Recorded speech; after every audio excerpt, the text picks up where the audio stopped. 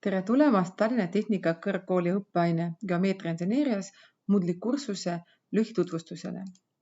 See kursus on pühendatud geomeetriliste objektide rakendamisele inseneeria ülesannete lahendamisel.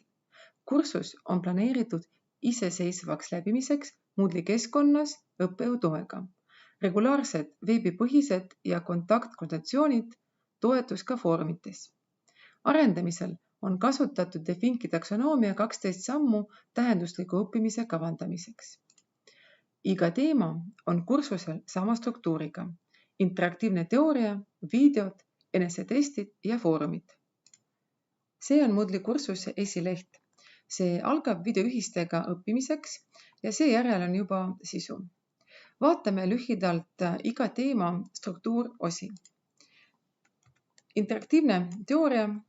Siin on loomulikult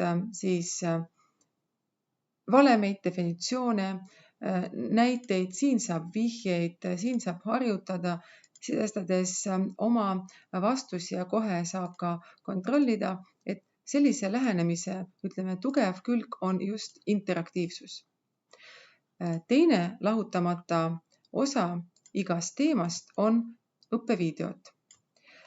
Õppevideod on rohkem rakendusülesannetega ja on mõeldud erinevate erialade jaoks. Kolmandaks osaks on enesetestid.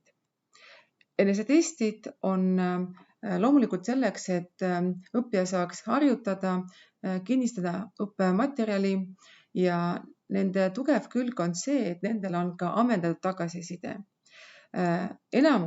Suurem enamus küsimustest on meil avatud küsimused ja siin on ka kursusel väga suur küsimuste pank.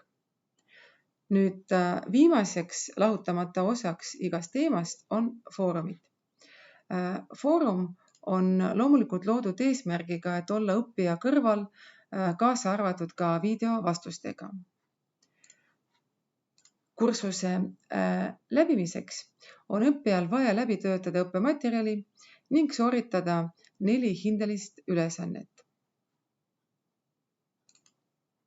Üheks arenduseks näeme luua rohkem ülesandeid matemaatilise teksti sisestamisega ning läbi selle õpetada matemaatilise keele grammatikat ka õppijatele. Tänan!